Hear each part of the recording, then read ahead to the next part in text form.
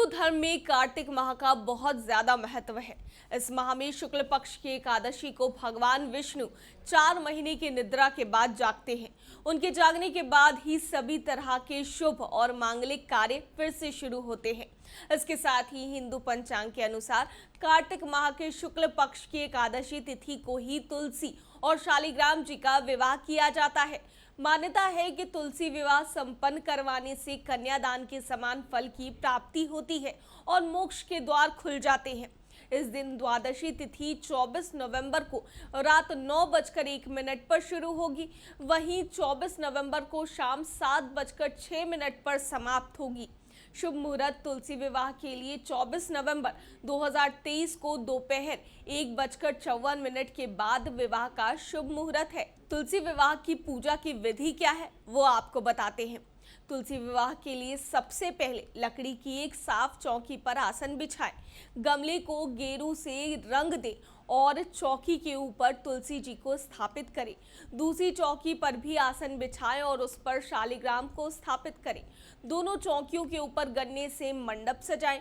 अब एक कलश में जल भरकर रखें और उसमें 5 या फिर 7 आम के पत्ते लगाकर पूजा स्थल पर स्थापित करें। फिर शालिग्राम व तुलसी के समक्ष घी का दीपक प्रज्वलित करें और रोली या कुमकुम से तिलक करें। तुलसी पर लाल रंग की चुनरी चढ़ाएं, चूड़ी, बिंदी आदि चीजों से तुलसी का श्रृंगार भी करें। इसके बाद सावधानी से चौकी समेत शालिग्राम को हाथों में लेकर तुलसी की 7 परिक्रमा कराएं।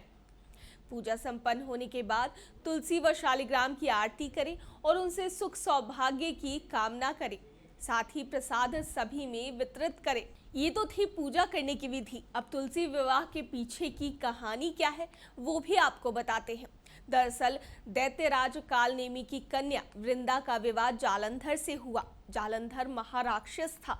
अपनी सत्ता के मद में चूर उसने माता लक्ष्मी को पाने की कामना से युद्ध किया, परंतु समुद्र से ही उसका उत्पन्न होने के कारण माता लक्ष्मी ने उसे अपने भाई के रूप में स्वीकार किया।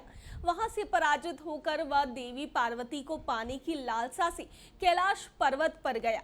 भगवान देवाधिदेव शिव का ही रूप धरकर माता पार्वती के समीप गया, परंतु मां ने अपने योग बल से उसे तुरंत पहचान लिया तथा वहां से अंतर्ध्यान हो गई। देवी पार्वती ने क्रुद्ध होकर सारा वृत्तांत भगवान विष्णु को सुनाया। जालंधर की पत्नी वृंदा अत्यंत पतिव्रता स्त्री थी। उसके पतिव्रता धर्म की शक्ति से जालंधर ना तो मारा जाता था और ना ही पराजित होता था। इसीलिए जालंधर का नाश करने के लिए वृंदा के पतिव्रता धर्म को भंग करना बहुत आवश्यक था। इसी कारण भगवान विष्णु ऋषि का वेश धारण कर वन में जा पहुंचे, जहां वृंदा अकेली भ्रमण कर रही थी। भगवान के साथ 2 मायावी राक्षस भी थे, जिन्हें देखकर वृंदा भयभीत हो गई। ऋषि ने वृंदा के सामने पल में दोनों को भस्म कर दिया। उनकी शक्ति देखकर वृंदा ने कैलाश पर्वत पर महादेव के साथ युद्ध कर रहे अपने पति जालंधर के बारे में पूछा। ऋषि ने अपने माया जाल से 2 वानर प्रकट किए। एक वानर के हाथ में जालंधर का सिर था तथा दूसरे के हाथ में धड़। अपने पति की यह दशा देखकर वृंदा मूर्छित होकर गिर पड़ी। होश में आने पर उन्होंने ऋषि रूपी भगवान से विनती की कि वह उसके पति को जीवित करे। भगवान ने अपनी माया से पुनः जालंधर का सिर धड़ से जोड़ दिया और स्वयं भी उसी के शरीर में प्रवेश कर गए। वृंदा को इस छल का तनिक भी आभास नहीं हुआ। जालंधर बने भगवान के साथ वृंदा पतिव्रता का व्यवहार करने लगी, जिससे उसका सतीत्व भंग हो गया।